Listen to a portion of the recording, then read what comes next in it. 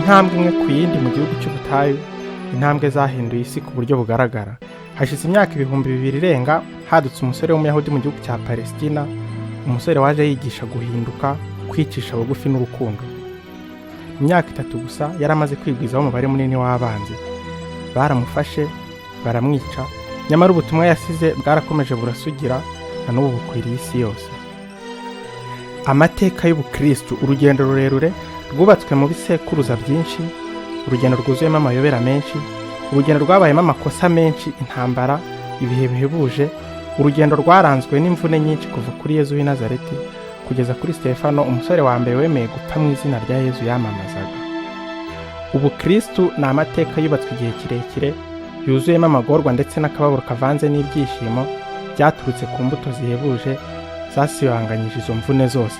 Ni akazi gakomeye kakozwe n'abagore n'abagabo bihatiye gukurikira inzira inyuranye n'iyari isanzwe, bahitamo gukurikira umugabo wari umaze gupfa ngo ubutumwa bwe butazibagirana mu mateka y'isi.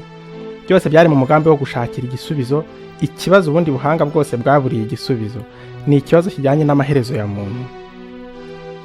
Ni ikiganiro iyobokamana ricukumbuye mu gikurikira ku Mitari TV. Nitwa Mbaniga Noel. Iyi ni intangiriro y'ibiganiro by'uruhererekane ku mateka y'ubukristo tuzakomeza kubagezaho. Amateka y'ubukristo ntatangirana n'igitabo, ahubwo atangirana n'ubuzima bw'umugabo w'umuyahudi witwa Yezu w'i Nazareti. Yezu nk'abandi bahanga bose, Sokrate cyangwa se Buda, nta nyandiko n'imwe yanditse.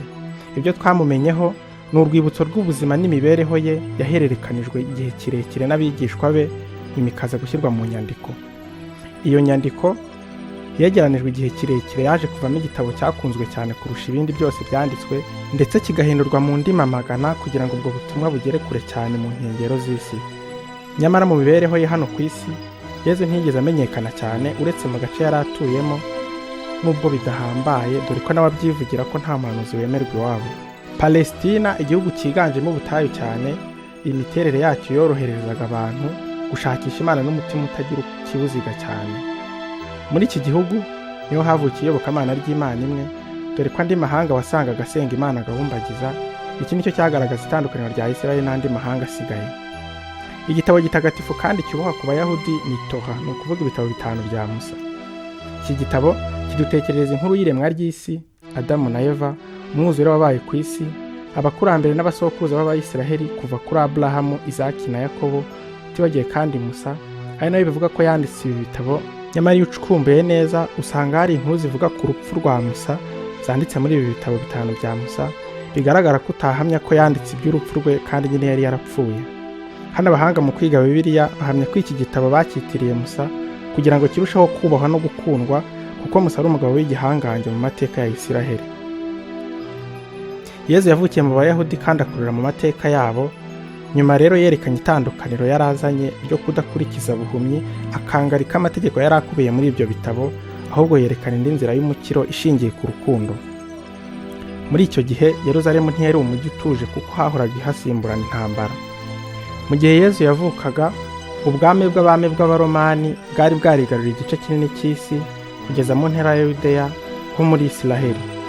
Umwami Herode Antipas niwe wategekaga iyo ntara ya Yudeya nk'umutegetsi washyizweho n'Abaromani, akaba yariberaga mu murwa mukuru w'iyo ntara, Yerusalemu. Herode ntiyari uwo mu gisekuruza cy'ubwami bwa Isiraheli, niyo mpamvu kugira ngo yigarurire imitima y'abaturage be yahisemo kubasanurira ingoro ya Salomoni. Ingoro yari ihebuje cyane ku Bayisiraheli kubera ubwiza n'ubuhanga yari yubakanye. Ngibyo ibihe Yezu yavutsemo. Amateka y'ivuka rye nk'uko tuyasanga mu Ivanjiri yanditswe na Luka atwereka ko yavukiye mu kiraro. Itariki y'amavuko ye ntivugwaho rumwe n'abanditsi b'abanyamateka batandukanye. Hari abemeza ko yavutse mu mwaka wa 6 mbere y'ivuka rya Yezu.